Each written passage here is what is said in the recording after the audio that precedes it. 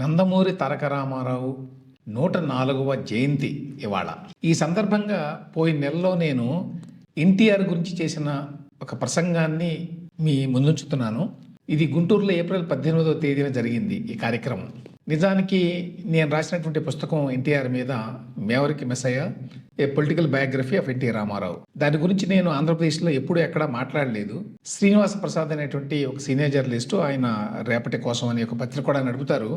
ఆయన ఇనిషియేటివ్ తీసుకొని దీని గురించి ఒకసారి మాట్లాడాలి మీరు అని చెప్పి గుంటూరులో ఆయనంతటా ఆయనే ఒక సభను ఏర్పాటు చేశారు. ఆయన ఏర్పాటు చేసినటువంటి సభలో నేను ఎన్టీఆర్ గురించి బేస్డ్ ఆన్ మై బుక్ మాట్లాడాను. ఆ రోజు నేను చేసినటువంటి ప్రసంగాన్ని ఇప్పుడు మీ ముందుంచుతున్నాను. ఎన్టీ రామారావు జీవితంలో చాలా విశేషాల గురించి అందులో మాట్లాడాను. అవి మీకు ఆసక్తికరంగా ఉంటాయని చెప్పి భావిస్తున్నాను.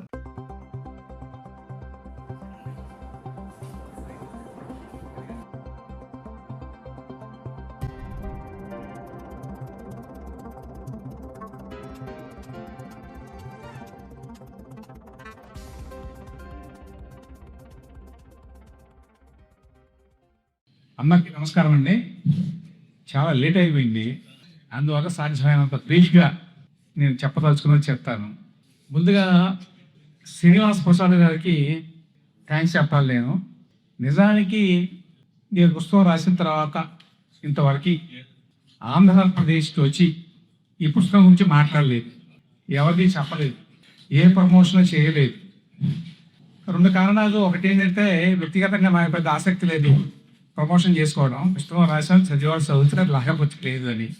రెండోది ఏంటంటే నేను రాసిన పుస్తకం ఇంగ్లీష్లో కాబట్టి నా ఉద్దేశం ఏంటంటే ఈ పుస్తకం రాసినప్పుడు ఎన్టీ రామారావు గారి గురించి చాలా పుస్తకాలు ఉంటాయి, వందల కొద్ది ఉంటాయి. చాలామంది అభిమానులు ఉంటారు. వచ్చిన వాళ్ళంతా ఫస్ట్ ఎట్లా మొదలు పెడతారంటే నేను చిన్నప్పటి నుంచి నాకు ఎన్టీ రామారావు గారు తెలుసు, లేకపోతే చిన్నప్పటి నుంచి ఎన్టీ రామారావు గారికి అభిమానిని మొదలు పెడతారు. దాదాపు అన్నారు విషయాలు కూడా చాలామందికి తెలుసు. అందుకే చాలా మందికి అర్థం కాదు ఏమో నా పుస్తకంలో కొత్తగా తెలియంది. సో ఏంటి ఈ పుస్తకంలో ఏముంటుంది అని. ఫస్ట్ పాయింట్ ఏంటంటే ఇక్కడ మాట్లాడే చాలా మంది లాగా నేను ఎన్టీఆర్ గారికి భక్తుడిని కాదు. నేను ఒక ఆబ్జెక్టివ్ అబ్జర్వర్గా ఈ పుస్తకం రాశాను. పుస్తకం రాద్దాం అనుకున్నప్పుడు ఎన్టీఆర్ గురించి ఎందుకు రాయాలి, ఎన్టీఆర్ గొప్ప నటుడు, సినిమాల గురించి నాకు అంత నాలెడ్జ్ ఏమీ లేదు. రాజకీయ నాయకుడిగా ఎన్టీ రామారావు జీవితకాలం 14 సంవత్సరాలు. చాలా మందికి తెలుసు ఉండవు. 14 ఏళ్ళే ఆయన జీవితంలో రాజకీయాల్లో ఉంది. 14 ఏళ్లలో ఇంత ప్రభావాన్ని ఎలా చూపాడు, ఎలా చూపగలిగాడు, అది మెయిన్ పాయింట్. ఆయన మండలాలు పెట్టాడు, మండల వ్యవస్థ పెట్టాడు, ఆయన మహిళలకి ఆస్తిలో వాటా ఇచ్చాడు. ఇట్లాంటి విషయాలు కూడా చాలా మందికి తెలుసు. సో నా ప్రయత్నం ఏంటంటే మొత్తంగా ఎన్టీఆర్ రాజకీయ జీవితంలో సినిమాల గురించి నేను ఎక్కువ మాట్లాడలేదు, కానీ ఉన్నది సినిమాల గురించి కూడా కొంత. ఎందుకంటే సినిమాలు ఏ రకంగా ప్రభావితం చేసినాయి ఆయన వ్యక్తిత్వాన్ని, ఆయన రాజకీయాన్ని అని. కానీ అంత తక్కువ రాజకీయ జీవితంలో అంత ప్రభావాన్ని చూపటానికి కారణాలు ఏంటి? ఎందుకంటే ఎన్టీ రామారావు మిగతా రాజకీయ నాయకుడు కాదు. మొదటి నుంచి అనుకోకుండా హఠాత్తుగా వన్ ఫైన్ మార్నింగ్ అంటారు కదా, అట్లా సడన్గా వచ్చేసాడు రాజకీయాల్లోకి. ఎటువంటి రాజకీయ నేపథ్యం లేదు. ఎంత రాజకీయ నేపథ్యం లేదు ఆయనకంటే చాలామంది తెలుసు అనుకోండి, ఆయనకి సినిమా ప్రపంచం తప్ప ఇంకొకటి తెలియదు. మద్రాసు సినిమా స్టూడియోల వాతావరణం తప్ప ఆయనకి ప్రపంచం తెలియదు. నిజానికి ఆయనకి 60 వచ్చేవారు. ఈ మధ్యకాలంలో అమెరికాలో అట్లాంటాలో ఒక విగ్రహం ఇచ్చారు, చూస్తుంటారు. లోకేష్ గారు అనుకుంటాను ఇనాగ్రేట్ చేసింది లాస్ట్ ఇయర్. కింద విశ్వవిఖ్యాత నక్సర్ ఒబామా అని రాస్తారు కదా. అమెరికాలో అట్లాంటాలో ఆ కమిన్స్ అనే చోట ఆయన ఎవరికి తెలియదు. మనం రాసుకుంటాం విశ్వవిఖ్యాత నక్సర్ ఒబామా, విశ్వం హల్ మన బయట రాష్ట్రాలకే తెలియదు ఎన్టీఆర్ ఏంటి, ఆయన కంట్రిబ్యూషన్ ఏంటి అని. మామూలు పేరు తెలుసుకున్నాం సరిపోండి. సో ఏంటి ఆయన కంట్రిబ్యూషన్ ఏంటి, ఆబ్జెక్టివ్గా అసెస్ చేస్తే ఆయన విలువేంటి అనే దాని గురించి రాసే ఉద్దేశంతో చరిత్రలో ఆంధ్ర రాష్ట్ర రాజకీయాల్లో, భారతదేశ రాజకీయాల్లో ఎన్టీఆర్ గారి పాత్ర ఏమిటి, ఆయన కాంట్రిబ్యూషన్ ఏమిటి అనేది అసెస్ చేయాల్సి ఏం చేయాలి, అది ప్రయత్నం. అందుకోసం రాసిన పుస్తకం. ఆంధ్ర రాష్ట్ర రాజకీయాల్లో ఆయనకున్న స్థానాన్ని తెలియజెప్పటం, భారతదేశ రాజకీయాల్లో ఆయన కాంట్రిబ్యూషన్ని హైలైట్ చేయడం. తద్వారా తెలుస్తుంది బయట వాళ్ళకి. మన ఊరికే పౌడుకుంటే కాదు, విశ్వవిఖ్యాత మనం రాసుకుంటే ఎవరు పట్టించుకోరు మనందరూ. ఇంకొకటి ఏంటంటే ఈ పుస్తకం రాసినప్పుడు రాసిన తర్వాత నాకు లోకల్గా ఇక్కడెక్కడో పబ్లిష్ చేయొచ్చు దాన్ని. మనమే పబ్లిష్ చేస్తే మనమే ఇదే రాసుకుంటాం కదా కింద. మన దగ్గర జనరల్‌గా అట్లా జరుగుతుంటాయి. అట్లా వద్దు అనుకున్నా నేను. ఆ పుస్తకానికి ఏదైనా వాల్యూ ఉంటే అంతర్జాతీయంగా ఎవరైనా పబ్లిష్ చేయాలి. లేకపోతే వేస్ట్. కొన్ని వందల గేల పుస్తకాలు ఉంటాయి. ఎవరు చదవడు, ఎందుకు వాటి విలువే ఉంది.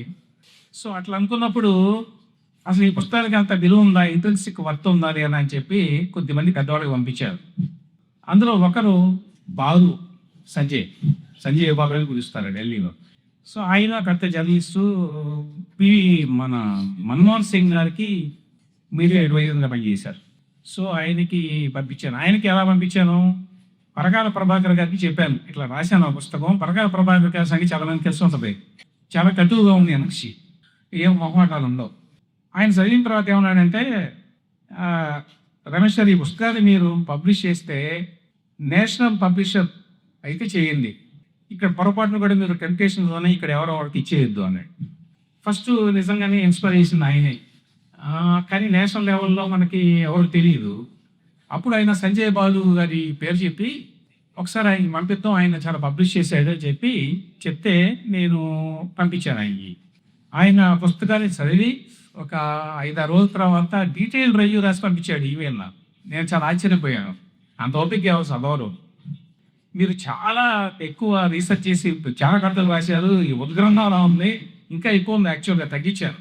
ఇంకొంచెం తగ్గిస్తే ఇక్కడ నేషనల్ పబ్లిషర్స్ తీసుకుంటారు. ఇది ఈ రకంగా తెలుగు రాజకీయ నాయకుల గురించి ఒక స్టాండర్డ్ అంతర్జాతీయ సంస్థ పబ్లిష్ చేసే పుస్తకం లేదు ఏ రాజకీయ నాయకుల నుంచి, తెలుగు వాళ్ళ సంగతి చెప్తున్నాను నేను. ఎలా అని చెప్పి ఆయన, నేను ఎవరికో చెప్తాను, నాకు ఒకరిద్దరు తెలుసు అని అన్నారు. ఈలోగా అనుకోకుండా పెంగ్విన్ అని చెప్పి ఇది ప్రపంచంలో నంబర్ 1 పెంగ్విన్ అనేది. సో పెంగ్విన్ వాళ్ళు ర్యాండమ్ హౌస్ని కొన్నారు. సో ఇంకా పెద్దదైంది పెంగ్విన్ ర్యాండమ్ హౌస్. వాళ్ళకి మామూలుగా పుస్తకం పంపిస్తే సంవత్సరానికి కూడా చెప్పరు, పెద్ద భవిష్యం. మరి కారణానికి తెలియదు కానీ వెంటనే రెస్పాండ్ అయ్యి కాంట్రాక్ట్ సైన్ చేస్తారా మీరు అని అడిగారు.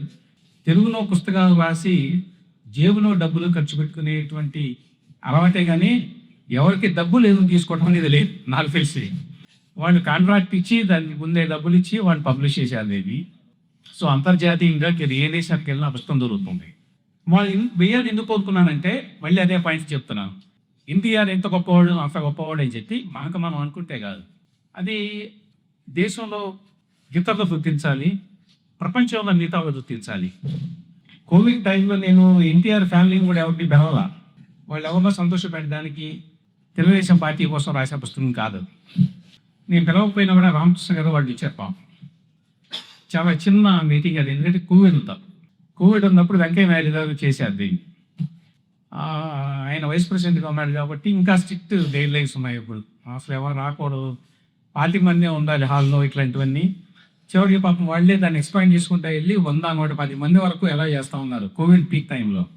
సంజయ్ బాబు గారు కూడా వచ్చారు, వాళ్ళిద్దరు చేతనే చేయించాను నేను. ఆ తర్వాత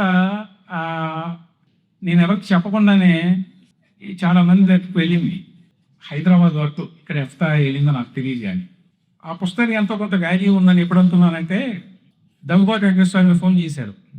సరే నేను ఆయన పిలవలేదు, నేను పుస్తకానికి కాపీ కూడా ఇవ్వలేదు ఎవరికి. నాకు తెలుసు దగ్గుబాటి గారు, నేను రిపోర్టర్గా ఉన్నప్పటి నుంచి. ఆయన ఫోన్ చేసి, ఏమయ్యా రమేష్ పుస్తకం రాసి కనీసం చెప్పలేదు నాకు అన్నాడు. అని ఇందులో క్యారెక్టర్ మీకు అందరికీ తెలుసు, పచ్చంగా చెప్పేది ఉంది. ఎన్టీఆర్, ఆయన ఇద్దరాళ్ళు, లక్ష్మీ పార్వతి, దగ్గుబాటి, ఆయన కూతుళ్ళు అందరూ ఉంటారు. సో వాళ్ళ పాత్రల గురించి నేను అనుకున్నంత ఆబ్జెక్టివ్గా రాశాను. వాళ్ళందరి గురించి కూడా చదివిన వాళ్ళకి తెలుస్తుంది ఎవరి గురించి రాశాను అనేది. అయితే నిజానికి దగ్గుబాటి వెంకటేశ్వర గారి గురించి కూడా నేను క్రిటికల్గానే రాశాను, నెగిటివ్గా రాశాను, పోయినప్పుడు కూడా అన్నీ ఉన్నాయి. అయితే ఆయన ఏమన్నాడంటే, బాగా ఎందుకు నచ్చిందంటే, నువ్వు నాదండ భాస్కరరావుని కూడా అందరూ తిట్టినట్టుగా తిట్టలేదు అన్నాడు. అతను కూడా చాలా ఆబ్జెక్టివ్గా అతని పాత్ర ఏంటి, ఎందుకు చేశాడు, అతను చేసిన తప్పు అంత పెద్దదా కాదా అనే విషయాలన్నీ రాశావు, అది నాకు పురంధేశ్వరికి బాగా నచ్చింది అని చెప్పాడు. ఆ తర్వాత లోకేష్ గారు ఎప్పుడో కలిసి పుస్తకాలు తెప్పించుకున్నారు వాళ్ళు 100-200. ఇంత డీటెయిల్గా, ఇంత డెప్త్గా అసలు నేను ఎప్పుడు చదవలేదు, చాలా విషయాలు తెలియదు ఆయన గురించి, చాలా విషయాలు తెలుసుకున్నాను అని. చాలా విషయాలు తెలియదంటే ఇక్కడ ఒక పాయింట్ చెప్పాలి నేను. అదేంటంటే చాలా విషయాలు అందరికీ తెలుసు కదా, తెలియకపోవడం ఏంటి అని. చాలా విషయాలు నేను చెప్పను కానీ కొన్ని విషయాలు చెప్తాను. ఎన్టీ రామారావు ప్రాంతీయ పార్టీని పెట్టాడు. ప్రాంతీయ పార్టీని పెట్టడం అంటే ఏంటి? ఒకటి, ప్రాంతీయ తత్వాన్ని రెచ్చగొట్టాలి. ప్రాంతీయ పార్టీని పెట్టాలండి. మనం చూసాం కదా ఎట్లా పెడతారో. ఒక కుల ప్రాతిపదికన కానీ, ఒక ప్రాంతం ప్రాతిపదికన కానీ, ఒక మతం ప్రాతిపదికన కానీ అది పార్టీ పెడితే ఆ పార్టీని జనంలో తీసుకెళ్ళడం ఈజీ. అయితే దానికోసం మీరు ఏం చేయాలంటే రెచ్చగొట్టాలి. కులం పేరుతో రెచ్చగొట్టాలి, లేకపోతే ప్రాంతం పేరుతో రెచ్చగొట్టాలి, లేకపోతే మతం పేరుతో రెచ్చగొట్టాలి. అప్పుడే మీరు జనం వైపు వెళ్ళగలం. ఇప్పుడున్న రాజకీయ వాతావరణం. ఎన్టీ రామారావు గొప్పతనం ఏంటంటే ఒక ప్రాంతీయ పార్టీని పెట్టి ఏమాత్రం సంకుచితత్వం అనేది లేకుండా చేసేటు. అది చాలామంది అబ్జర్వ్ చేయరు. తమిళనాడులో ప్రాంతీయ పార్టీలు తమిళేతరుల్ని విలగా చూపిస్తాయి. తమిళం మాట్లాడితే నువ్వు విలన్ ఉన్నట్టుగా. మహారాష్ట్రలో, కర్ణాటకలో కూడా భాషా పరంగా వచ్చినాయి చాలా ఉద్యమాలు. తెలంగాణలో వచ్చిన ప్రాంతీయ ఉద్యమం గురించి అందరికీ తెలుసు. ఆంధ్ర వాళ్ళని రాక్షసులుగా మాట్లాడకపోతే ఆ పార్టీకి విలువ ఉండదు, ఆ పార్టీ ప్రజలకు వెళ్ళదు. ఎన్టీ రామారావు గొప్పతనం ఏంటంటే ఎవరిని కూడా విలువ చేయలేదని మీరు గమనిస్తే తెలుగు ఆత్మగౌరవం అని చెప్పి అంటాం కదా. తెలుగు ఆత్మగౌరవం అనేది తమిళ ఆత్మగౌరవానికి వ్యతిరేకం కాదు, కన్నడ ఆత్మగౌరవానికి వ్యతిరేకం కాదు, భారతీయ ఆత్మగౌరవానికి వ్యతిరేకం కాదు.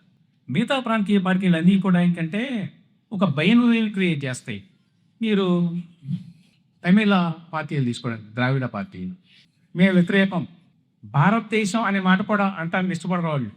తమిళ అనేది ప్రాధాన్యం అంటే ఆ రకమైన క్రియేట్ చేస్తే కానీ మీకు గుర్తింపు ఉండదు. ఎన్టీఆర్ ఆ రకంగా చేయదా. ఎన్టీఆర్ ఏం చేశాడంటే అప్పుడు ఉన్నటువంటి అధికారంలో ఉన్నటువంటి కాంగ్రెస్ పార్టీని మాత్రమే వెళ్ళగా చూపించాడు. ఒక గ్రూప్ ఆఫ్ పీపుల్ చూపించాలి ఎవరిని వీళ్ళు మనకు వ్యతిరేకం అని, కులపరంగా కానీ ప్రాంత పరంగా కానీ. ఇన్ఫ్యాక్ట్ నేను ఈ పుస్తకంలో రాసిన విషయాలు ఏంటంటే complexity of NTR's political personality ఎట్లా ఉంటుందంటే ఒక ప్రాంతీయ పార్టీ నాయకుడు భారతదేశంలో జనతా ఎక్స్పెరిమెంట్ తర్వాత తొలిసారిగా జాతీయ రాజకీయ పార్టీలన్నింటినీ, అపోజిషన్ పార్టీలన్నింటినీ ఒకచోట తీసుకొచ్చి కాంగ్రెస్ పార్టీని అధికారంలో వచ్చి దించాడు. ఒక ప్రాంతీయ పార్టీ నాయకుడు మిగతా వాళ్ళందరినీ ఒకచోట తీసుకొచ్చాడు. ఎలా తీసుకొచ్చాడు? ఇది రామ్మోహన్ రావు గారి పేరు ఉంటారు, టిఎస్ రామ్మోహన్ రావు గారు డీజీపీగా పనిచేసి ప్రాంత తమిళనాడు గవర్నర్ అయ్యారు. ఆయన కూడా మంచి కొన్ని వ్యాసాలు రాశాడు ఏకేఆర్ గారు వచ్చి. ఆయన రాసిన కోట్ చేశాను. ఏంటంటే ఆ రోజుల్లో 80వ దశకంలో ఒకవైపు బీజేపీ ఒకే స్టేజ్ మీద, ఇంకోవైపు సిపిఎం పార్టీలకు చెందిన నాయకులు కూర్చునేవారు ఒకటే స్టేజ్ మీద. ఇప్పుడు ఉన్నవాళ్ళు ఎవరు చూసి కూడా ఉంటుంది. ఇవాళ ఎట్లా ఉంటుందో చెప్తాను మీకు. ఇవాళ బీజేపీ కమ్యూనిస్ట్ పార్టీలు ఎట్లా ఉంటాయంటే ఉప్పు నిప్పు అంటారు కదా, వాళ్ళు స్టేజ్ మీదకి వస్తే కూడా రారు వీళ్ళు, అంత వ్యతిరేకత ఉంటుంది. మరి తెలుసో లేదో మీకు తెలియదు. నేను అమరావతి మీద ఒక పుస్తకం రాశాను తెలుగులో. రాసినప్పుడు ఈ ప్రమోషన్లో, ఇనాగరేషన్లో, పుస్తక విడుదల, ఈ ఆవిష్కరణలో పెద్ద ఇష్టం ఉండదో నేను చేయను. అందరూ బలవంతం తీసి ఆ పుస్తకాన్ని, తెలుగు పుస్తకం కదా, సో దాన్ని ప్రచురించి దాని అమరావతి ఇష్యూ పీక్లో ఉంది. అప్పుడు ఆ రాజకీయ పార్టీల నాయకులు అందరినీ చంద్రబాబు నాయుడు గారు పిలవండి అన్నారు యాక్చువల్గా. అప్పుడు ఆయన అడిగితే ఆయన వస్తా ఉన్నారు. అందరూ మిగతా ఉన్న కూడా అడిగినప్పుడు సిపిఎం నాయకుడు శ్రీనివాసరావు గారు, ఇప్పటికీ ఆయన అనుకుంటా కదా సిపిఎం ఏపీ సెక్రటరీ గారు, శ్రీనివాసరావు గారు అన్నారు తప్పకుండా వస్తానండి అని అన్నారు ఫస్ట్. అని ఎవరెవరు వస్తున్నారండి ఇంకంటే అదే చంద్రబాబు నాయుడు గారు, ఇంకా వాళ్ళు వీళ్ళు కాంగ్రెస్ నుంచి తులసిరెడ్డి గారు, ఇట్లా ఎవరో ఉన్నారు అత్త మిగతా పార్టీల నాయకులు. బీజేపీ నుంచి కన్నా లక్ష్మీనారాయణ గారు అప్పుడు ఆయన బీజేపీలో ఉన్నారు. అమ్మ అయితే రానండి అన్నాడు. ఎందుకంటే అంటే బీజేపీ వస్తే మేము ఆ వేదిక పంచుకోమండి అన్నాడు. ఇదేంటంటే మీకు ఇష్యూ ఇంపార్టెంటా లేకపోతే వేదిక ఇంపార్టెంటా? ఇష్యూ ఏంటి అమరావతి, మీ స్టాండ్ ఏంటి, దాని మీద మీకు స్టాండ్ ఉంటున్నాయి కదా, దాని ప్రకారం రెండు ఎత్తే. కానీ బీజేపీ వాళ్ళు ఉన్నారు అంటే బీజేపీ వాళ్ళని కన్ను మూసుకుంటే మాయమైపోతారు వాడు ఉన్నారుగా నెక్స్ట్. సరే దట్స్ డిఫరెంట్ ఇష్యూ అనుకోండి. అట్లా ఉంది కదా ఇవాళ వాతావరణం దేశంలో. అట్లాంటిది ఎన్టీ రామారావు అన్నాడు ఒకవైపు కమ్యూనిస్టుల్ని, ఇంకోవైపు బీజేపీ వాళ్ళ ఒకచోట తీసుకొచ్చి నేషనల్ ఫ్రంట్ గవర్నమెంట్ ఏర్పాటు చేశాడు. అది జరగదు ఇంకా అటువంటిది. రకరకాల పార్టీల వాళ్ళు ఎన్టీఆర్ ఎవరు? ఒక ప్రాంతీయ పార్టీ నాయకుడు. ఆయనే విశ్వనాథ్ ప్రతాప్ సింగ్ కాదు. ఇంకోటి గుర్తుంచుకోండి, ఆ రోజుల్లో విశ్వనాథ్ ప్రతాప్ సింగ్ ఉన్నాడు. ఆయనకు కూడా కొంచెం గ్లామర్ ఉండేది బాగానే. ఆయన మాటకి రావడానికి సిద్ధపడలేరు ఎవరు. ఎన్టీఆర్ మాటకి రావడానికి సిద్ధపడ్డారా? అంత ఎన్ని పార్టీ, దాదాపు 26 పార్టీలు అనుకుంటాను అప్పట్లో. అంత స్టేచర్ ఉంది. అందులో ఉన్న ఐరన్ ఏంటి, అందులో ఉన్న వైవిధ్యం ఏంటంటే, ప్రాంతీయ పార్టీ నాయకుడై ఉండి నేషనల్ లెవెల్లో అన్ని పార్టీల వాడు ఆయన నమ్మటం ఏంటి? సిపిఎం జ్యోతి బసు, ఆయన పేరేంటి, సర్దార్జీ గారు ఉండేవాడు, సుశీల్ సింగ్, అందరూ ఆయన చెప్తే వస్తాం మేము అని చేశాడు. అంటే ఒక ప్రాంతీయ పార్టీ నాయకుడు అయి ఉంది, ఒక జాతీయ స్థాయిలో కోయిలేషన్ ఏర్పాటు చేయగలిగాడు. అదొక వైవిధ్యం. ఇంకో వైవిధ్యం చెప్తాను. చాలామంది చెప్తుంటారు, ఉత్తరప్రదేశ్ ముఖ్యమంత్రి ఉన్నాడు ఇప్పుడు, నేను పేరు మర్చిపోయాను,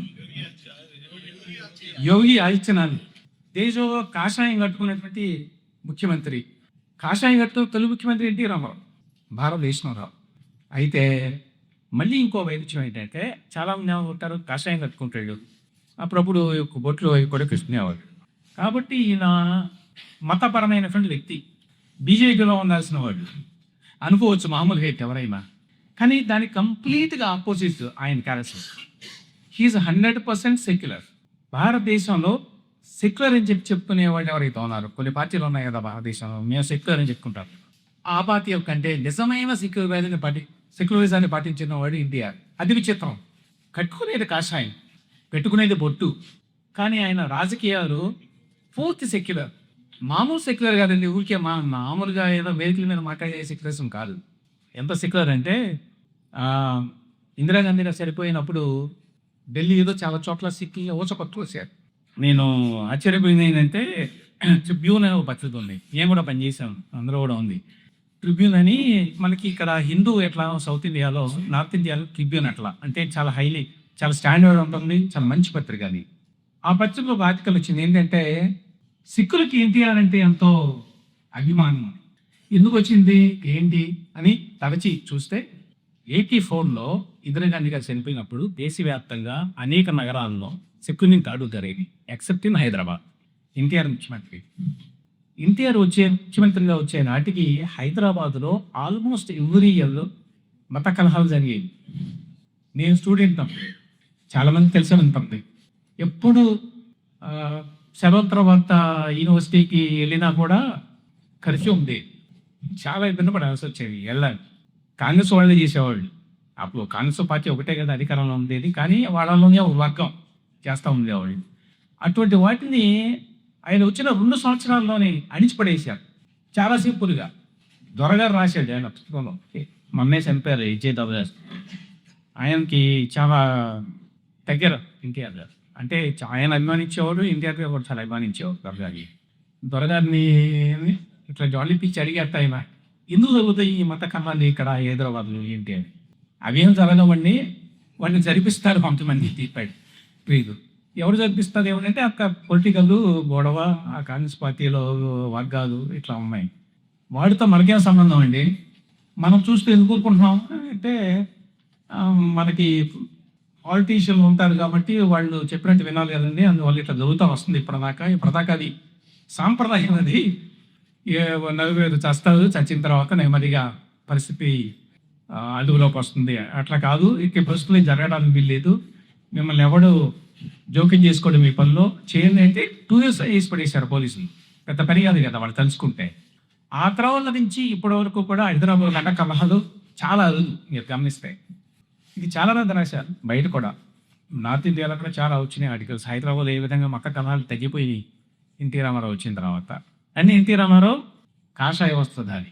చాలామంది ఆయన చాలా మతత్వం నియమాలు ఉంటారు. ఇంకొక ఆశ్చర్యకరమైన విషయం ఏంటంటే, ఎన్టీ రామారావు గారు ఎప్పుడు దేవాలయానికి వెళ్ళాల. మరి ఎవరైనా చూస్తే చెప్పండి నాకు. ఎన్టీఆర్ ఆయన జీవితకాలంలో వెరీ రేర్ టెంపుల్కి వెళ్ళాం. అది ఆయన ముఖ్యమంత్రి అయిన తర్వాత ఆ తిరుపతికి కొంచెం వెళ్ళేసుకునేవాడు, చివరిలో కొంచెం ఎక్కువ వెళ్ళాడు. కానీ అదర్వైజ్ దేవాలయానికి వెళ్ళేవాడు కాదు, మతం గురించి బయట మాట్లాడేవాడు కాదు. పబ్లిక్ స్పీచెస్లో చాలా తక్కువ. ఇంకొక ఎగ్జాంపుల్ చెప్తారు. నిజాం ఉంది కదా ఇప్పుడు, నిమ్స్ అంతకుముందు బొక్కల ఆసుపత్రి అనేవాడు హైదరాబాద్లో. అది పాత ఆసుపత్రి. ఆ తర్వాత దాన్ని సూపర్ స్పెషాలిటీ ఆసుపత్రి కింద మార్చారని చెప్పి ఎన్టీ రామారావు ఉన్నప్పుడు అనుకున్నారు. అనుకుంటే అప్పుడు కాకర సుబ్బారావు గారిని అమెరికా నుంచి తీసుకొచ్చారు. అప్పుడు పరిచయం అయితే తీసుకొచ్చారు. తీసుకొచ్చి అండ్ అప్ టు 12 చేశారు బానే. ఇది కాకర సుబ్బారావు గారే రాశారన్నమాట ఆయన ఆటోబయోగ్రఫీ. అంతా ఇదే బ్రహ్మాండంగా నిమ్స్ అని పేరు పెట్టారు. నిజాన్స్ నిమ్స్ అని పేరు పెట్టలేదు. పేరు పెట్టాలి. పేరు ఏం పెట్టాలి దీనికి అని చెప్పి ఒక డిస్కషన్ వచ్చిందట. వస్తే ఇప్పుడు దాని పేరు ఏంటంటే ఏదో నిజామ్స్ ఏదో ఉంది పేరు. బొక్కల ఆసుపత్రి అనేవాళ్ళు లోకల్.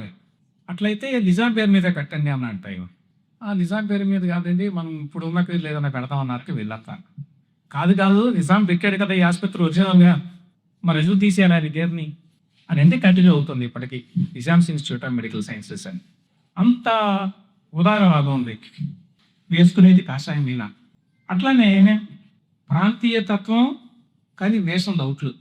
ప్రాంతీయ పార్టీ నాయకుడిగా ఉండి భారతదేశంలో అంత విస్తృతంగా వేరే రాష్ట్రాలు తిరిగి ప్రచారం చేసిన వ్యక్తి మరొకరు లేరు. అది ఎవరికి తెలియదు. ఎన్టీఆర్ 16 రాష్ట్రాలు వెళ్ళాడు. అప్పుడు వెళ్ళినప్పుడు ఎట్లా వెళ్ళాడు? వాళ్ళు ఎవరో పిలిస్తే వెళ్ళి అక్కడ స్టేషన్ మీదకి వెళ్ళి చేయి ఒప్పడాలి. ఆయన చైతన్య రథంనే అక్కడ తీసుకెళ్ళారు. ఆ చైతన్య రథం ఈయన ఒక్కడే వెళ్ళేవాడు. ఈయన ఎవరికి తెలియదు. కానీ ఆయన ఒక్కడే చైతన్య రథం ఎక్కి ఆయన పాయింట్ ఏంటంటే అప్పట్లో కాంగ్రెస్ పార్టీ తప్ప ఎవరైనా మీరు గెలిపించుకోండి అనే చెప్పాలి ప్రజలకి. హర్యానా వెళ్ళాడు ఫర్ ఎగ్జాంపుల్. హర్యానాలో ఏమైందంటే కాంగ్రెస్ కాకుండా ఇతరులు ఉన్నారు, దేవీలాల్ గారు. అయితే వాళ్ళ పార్టీలో కూడా బాధేదో ఉన్నది. ఎప్పుడు 2-3 వర్గాలు ఉంటాయి, వాళ్ళు చీలిపోయారు 2 పార్టీల కింద. ఎన్టీఆర్ గారికి హర్యానా అయిన తర్వాత ఏ పార్టీకి ఓటేయమని చెప్పాలో తెలియదు. ఆయన అనుకున్న దేవీలాల్ పార్టీ 2గా చీలిపోయి అప్పుడు ఆయన ఈ చైతన్య రథం ఎక్కి బయలుదేరి కాషాయ వస్త్రాలు వేసుకొని మీరు కాంగ్రెస్ పార్టీ తప్ప దేనికైనా ఓటేయండి అని చెప్తున్నాడు. చిదానంద రాజఘట్ట అని చెప్పి టైమ్స్ ఆఫ్ ఇండియా రిపోర్టర్ ఇప్పుడు కూడా ఉన్నాడు. ఎప్పుడైనా పేరు చూస్తూ ఉండొచ్చు టైమ్స్ ఆఫ్ ఇండియాలో. అప్పట్లో ఇండియాలో ఉండేవాడు, ఇప్పుడు వాషింగ్టన్లో ఉంటాడు. అతను నార్త్ ఇండియాలో అప్పుడు టెలిగ్రాఫ్ పనిచేస్తుండేవాడు. అతను ఒక ఆర్టికల్ రాశాడు. హర్యానాకి వెళ్ళినప్పుడు పానీపట్టు, కురుక్షేత్ర అక్కడికి వెళ్ళాడు. చైతన్య రథం వేసుకుని వెళ్ళి కాషాయ వస్త్రాలు వేసుకుని నిలబడితే రోడ్ల మీద జనం చెప్పుకొని చూశారట ఎవరైనా అని కాసేపు. ఆ తర్వాత నెమ్మదిగా చౌరస్తాకు వచ్చి మైబొమ్మలు పట్టుకొని మొదలు పెట్టాడు స్పీచ్. ఆ పౌరంగ భాష నాకు అంత రాదు కానీ ధర్మక్షేత్రే కురుక్షేత్రే ఉంటాయి కదా, అట్లా మొదలు పెట్టాడు స్పీచ్. చిదానంద రాజఘట్ట రాస్తాడు. ఎవరో ఒక విచిత్రమైన వ్యక్తి వచ్చి ఒక రథం లాంటి ఒక బండి మీద ఎక్కి వచ్చి మాట్లాడుతుంటే అక్కడ నార్త్ ఇండియాలో హర్యానాలో వాళ్ళంతా విచిత్రంగా కాసేపు చూశారట. అరగంటలో 20,000 మంది జంసుగారు. ఆ తర్వాత దేవీలాల్ ఈ ఇంట్లోనే చైతన్య రథంలో వెళ్తుంటే దేవీలాల్ ఎదురుగా వచ్చి కలిశాడు అక్కడ. ఆ తర్వాత ఏమైందో తెలియదు. మొత్తానికి దేవీలాల్కి ఓటేస్తే మంచిదని చెప్పి అనుకున్నాడు ఈయన. అక్కడి నుంచి మొదలుపెట్టి మీరు దేవీలాల్కి ఓటేయండి అని చెప్పాడు ఆ హర్యానా పర్యటనలో. ఆ తర్వాత హర్యానాలో దేవీలాల్కి ఇచ్చాడు. అక్కడ పత్రికల్లో హర్యానా నార్త్ ఇండియాలో వచ్చే పత్రికల్లో ఆ రోజున వచ్చిన వార్తలు ఏంటో తెలుసా? ఎన్టీఆర్ ప్రచారం వల్ల దేవీలాల్ గెలిచాడు. ఎంత ఆశ్చర్యకరం అది. ఎక్కడ హర్యానా? ఆయన హిందీ కూడా బహుశా తెలుగులో రాసుకొని చదివేవాడని అనుమానం. అప్పుడు ఏదో ఒకరి తెలుగు నేర్పించేవాడు అనుకోండి. కానీ హిందీ అంత ఫ్లూయెంట్గా రాదయ్యి రాసుకునేవాడు. కానీ ఆయన సిన్సియారిటీ, ఆయన ఆ కరిజ్మా అట్లా ఉంది. గుజరాత్ వెళ్ళాడు, కాశ్మీర్ వెళ్ళాడు, వెలమ దేశం అస్సాం వెళ్ళాడు. అంత ప్రభావాన్ని చూపిన వ్యక్తి అవ్వలేదు. ఎక్కడికి వెళ్ళినా జనం వచ్చేవాళ్ళు. అస్సాంలో కూడా వచ్చారు. ఆ తర్వాత కంటిన్యూటీ లేక దెబ్బతింది. కానీ అప్పట్లో ఎంత ఉండేదంటే ఎన్టీఆర్ ఉన్నప్పుడు అస్సాంలో ఈ ప్రఫుల్ల మహితా వాళ్ళ పార్టీ ఏదో ఉండేది. వాళ్ళు కూడా కొంచెం ఇన్స్పైర్ అయ్యారు తెలుగుదేశం పార్టీని చూసి. ఇన్స్పైర్ అయితే అక్కడ ప్రచారం చేయమని అడిగారు ఎన్టీఆర్. రాజమండ్రిలో ఆ పార్టీకి సంబంధించిన పోస్టర్ని ప్రింట్ చేశారు అప్పట్లో. అసోం గణ పరిషత్ పార్టీకి బ్రహ్మాండంగా గెలిచింది ఆ పార్టీ. అంటే ఇదే అక్కడికి అక్కడ గెలుస్తారు అన్నట్టుగా ఉండేది ఆ కాలంలో. తమిళనాడులో కూడా ఆయన ప్రచారం చేశాను చెప్తున్నారు కరుణానిధి వాళ్ళకి. సో ఒక ప్రాంతీయ పార్టీ నాయకుడికి నేషనల్ అవుట్లుక్ ఉండడం. నేషనల్ అవుట్లుక్ మామూలు స్థాయిలో కదండి. ఏ రాజకీయ నాయకుడు కూడా ఎక్కడికి వెళ్ళినా కూడా వాళ్ళ రాష్ట్రం నుంచి వాళ్ళ దీని నుంచి మాట్లాడతారు. ఎస్పెషల్లీ ప్రాంతీయ పార్టీ నాయకులు, లేకపోతే వాళ్ళ ఐడెంటిటీ గవదెట్. కానీ ఎన్టీఆర్ అట్లా కాదు. అన్ని చోట్ల కూడా ఆ దేశ భక్తితో మాట్లాడేవారు. దేశం చాలా ఇంపార్టెంట్. మేము మా పార్టీ మా తెలుగు వాళ్ళ కోసం, తెలుగు రాష్ట్రం కోసం ఉన్నది. కానీ మాకు దేశ శ్రేయస్సు కంటే ఇంకా ఎక్కువ ఇంపార్టెంట్ అని చెప్పాడు. ఆ మాట అన్న ఏకైక వ్యక్తి ఎన్టీఆరే. అద్వాని తన ఆటోబయోగ్రఫీలో ఈ విషయాన్ని ప్రత్యేకంగా మెన్షన్ చేశాడు. ఏమంటాడంటే, నేను చూసిన రాజకీయ నాయకుల్లో ఒక ప్రాంతీయ పార్టీ నాయకుడైనది అంత అత్యంత దేశభక్తి కలిగిన వాళ్ళు, దేశ ప్రయోజనాలని అన్నిటికంటే ఎక్కువ పెట్టిన వాళ్ళు అద్వానీ రాశాడు. ఆయన ఎన్టీఆర్ గారు చనిపోయినప్పుడు ఎంత సిన్సియర్గా ఉండేవాడంటే ఎన్టీఆర్, ఒక దళితుడికి వైస్ ఛాన్సలర్ ఇవ్వాలి నేను వచ్చి అనుకున్నాను. మామూలుగా ఏం చేస్తారండి అందరినీ తెలుసుకోవాలి. ఏ రాజకీయ పార్టీని ఏం చేస్తారంటే, మన పార్టీలో మనం చెప్పిన దీనినే మన కింద ఉండే మనం ఏం చెప్తే అది చేసే ఒక దళిత పార్టీ కార్యకర్త లేక నాయకుడు ఉంటే అతను అంటారు. సింపుల్, ఏ పార్టీ అయినా చేసే పని అనే కదా. దళిత అని చెప్పి మీరు ఎవరో ఒకరు దాన్ని పోయి తీసుకొచ్చి పెట్టి ఊరుకోను. ది బెస్ట్ ప్రొఫెసర్ దళిత్ ఎవరున్నారో బతకండి. మన రాష్ట్రంలో పెద్దగా లేరని నేను చెప్పారంట. మన రాష్ట్రంలో లేక దేశంలో బతకని చెప్పారట. చెప్తే ఐఐటి కత్తపల్లిలో ఎక్కడో పేరు మర్చిపోయింది ఇప్పుడు. దయారత్నం గారు ఆయన ఆయన ప్రొఫెసర్గా పనిచేసి రిటైర్ అయ్యాడని చెప్పి తెలిసిందట. కనుక్కున్నారు. ఇక ఆయన అడ్రస్ కనుక్కోవడానికి నానా కష్టాలు పడి కనుక్కొని ఆయన్ని పిలిపించి తీసుకొచ్చి ఎన్టీఆర్ గారికి చెప్పి ఇచ్చారు. Jawaharlal technological university vice chancellor ఆయన చేశారు. ఆయన్ని పదవచ్చి దించిన తర్వాత దించుకున్న రోజు కూడా జమ పెట్టాయి. రోజులు ఆయన ఇంటి గంటలకి పోయాడు. కొంపలు ములుగుతున్నాయి పోయింది.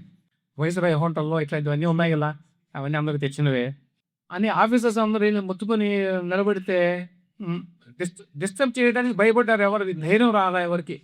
అయ్యా రేపు పొద్దున్న వేస్తే నీ పదం ఉండదు అని చెప్పాలి.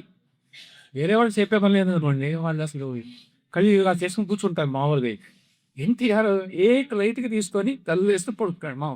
ఎవ్రీడే లాగానే అందరూ పడుకున్నాడు. 2:30 లేచాట. అప్పటి వరకు కూర్చున్నారు వీళ్ళంతా జేపీ ఉన్నారని అట్లా ఆఫీసర్స్ చెప్పడానికి కొంపలు మునిగిపోతున్నాయని ఇట్లా జరుగుతోంది. సరే అయిపోయిన తర్వాత ఈయన పదవి దిగిపోయారు. దిగిపోతే మరి ఆఫీసర్స్ అంతా వేయాలి ఇలా అని చెప్పాలి. నమస్కారం అండి, అయిపోయింది మా ఉద్యోగం మీ దగ్గర, మీరు వెళ్ళిపోవాలి అక్కడికి అని. సీనియర్ ఆఫీసర్స్ అందరూ చాలా దగ్గరగా పనిచేశారు ఆ రోజు వరకు. వాళ్ళు వెళ్ళారు దీనికి 13లో. వెళ్తేనట ఈయన మంచి ఇస్త్రీ లాల్చి పంచాయతీ ఫ్రెష్గా కూర్చోన్నాడు. మామూలుగా అధికారం పోయింది. జస్ట్ ఇంక 24 గంటలు కాదా పోయి అధికారం. జేబీ గారు వీళ్ళు వెళ్ళి చాలా విజయతోటి వీళ్ళు కూర్చొని, సారీ సార్ ఇంకా మీకు వీరుకొని చెప్దామని వచ్చాము, అక్కడ రిపోర్ట్ చేయాలి వెళ్ళి. ఆయన చాలా సవాగా మామూలుగా మాట్లాడాట, ఏమీ పట్టించుకోకుండా. అప్పుడు వీళ్ళు ఎవరు అడతారు కదా మామూలుగా, మీలాంటి వాళ్ళకి ఇట్లా అవ్వడం అని చాలా బాధగా ఉందండి. ఈ రేట్ ముఖ్యమంత్రి గారు లేకపోవడం, ఆ సీట్లో మిమ్మల్ని కాకుండా వేరే వాళ్ళని చూడడం మాట్లాడతారు చాలామంది. అట్లా ఆయన అన్నట్ట బ్రదర్ మన వల్ల ముఖ్యమంత్రి పదవికి విలువ కానీ దానివల్ల మనకు వచ్చేది ఏంటి, మనకి గోల్డ్ పంపై చేయడానికి.